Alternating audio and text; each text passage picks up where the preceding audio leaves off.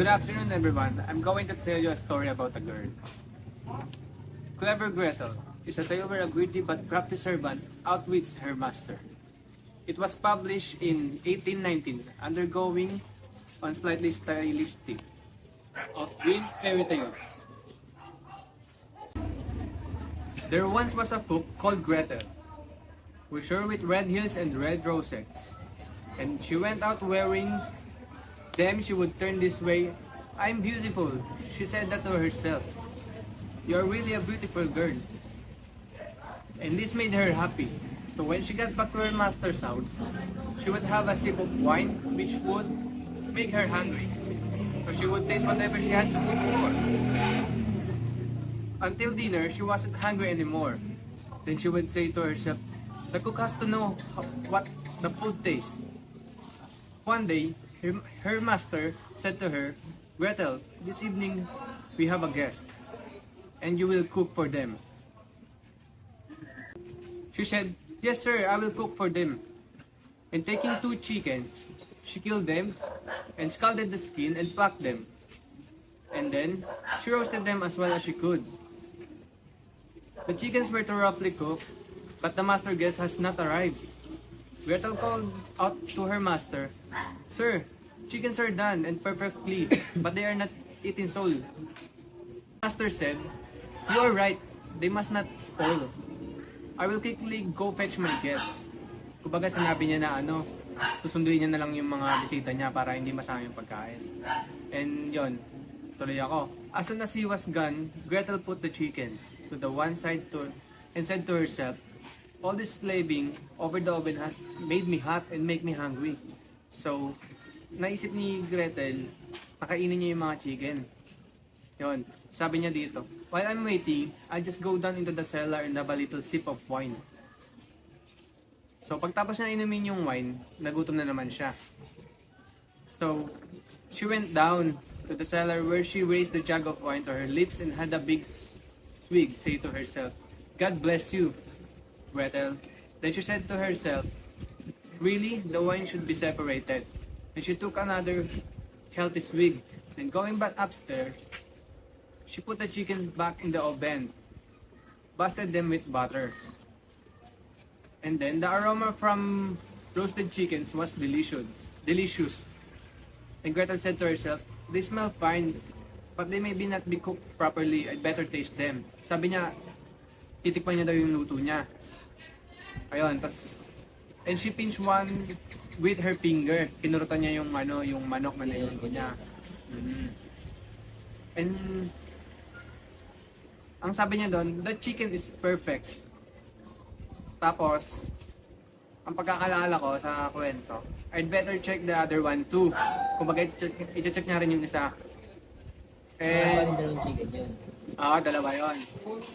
Gretel said to herself, "This chicken are perfect now." Sa ngayon, perfecto na siya, sabi niya.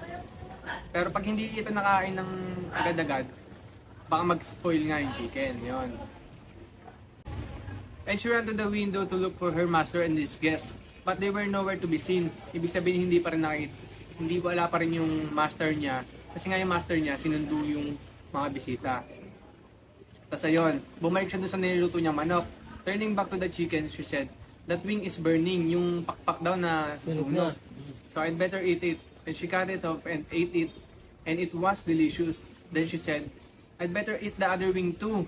Para daw hindi halata yung bawas dun sa manok. Kakainin niya rin yung kabilang pakpak. Kumbaga yun yung wing. And she just did that. Ginawa niya talaga yon. At sabi niya, yung isang wing ay masarap din.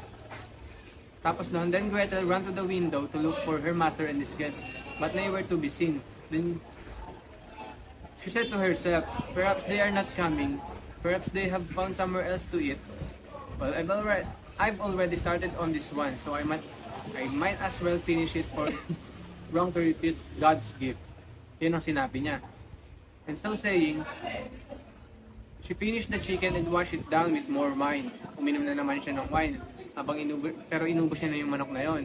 Then Gretel turned her attention to the other chicken. She said to herself, "The two should not be separated. Where one has gone, the other must follow." And sabi niya, parang gusto niya na rin dito kainin yung isa pang manok. And she ate it the second chicken. Yun nga, kinain niya na yung manok. Washing it down with wine na naman. Ininom na naman siya ng wine. Bago niya kainin yung manok, ininom niya naman yung wine. Just as she was finishing her meal, she heard her master voice calling, "Hurry, Gretel, for my guest right behind me." Ayun ang sinabi niya. Ibig sabihin, nandyan na yung mga bisita. Wiping her mouth. Yes, as sabi niya nun, she said, "Yes sir, the chickens are ready." Her master went into the kitchen where he picked up the large carving knife and took it to the hallway, where he began to sharpen it, ready to carve the chickens. The guests arrived and knocked on the door, which Gretel quickly opened. Holding a finger to her mouth, she whispered to her master's guest na, "Shh, kumaga wag maingay. You must run away from here at once, for my master has tricked you into coming with your talk for dinner. Really, he wants to cut off your ears." Yun nga sinasabi niya, yung master niya parang tinitrick lang nila yung mga guests. Kumbaga parang may gustong gawin yung masama, may masamang balak yung master niya para sa mga guests. So sabi niya pa doon, there he is, sharpening the knife to make it ready. The guest looked past her. Ayun nga, sabi niya, where is his master sharpening? Parang natakot na doon yung mga guests. Tapos, then Gretel ran to her master and cried. Sabi ni Gretel, "What sort of friends do you invite as your guests? He has seized both chickens from the platter as I was about to serve them, and he has run off with them." Kumbaga, yung mga guests daw, sinabi ni Gretel, tinakbo doon ng mga bisita niya yung manok. Yun. Tapos nagmamadali paalis. Well, sabi ng master niya, "Well, that's a fine thing, for I'm very hungry. He could have left me one." With that, he ran into the street after his guest, waving the carving knife and calling out, "Just one, just one. Let me have just one," sabi ng master niya yun. But the guest thought he wanted to cut off one of his ears, and he ran as if the ground beneath his feet was on fire. Yan. That's the ending. So, may gusto kong para sa akin. Ang lesson para sa akin. Kumbaga, sabihin natin sa trabaho na lang ganito. Wag ka basta magtitiwala sa mga employee mo. Kasi tulad dito sa kwento. Parang ano kasi dito si Gretel parang employee siya dito.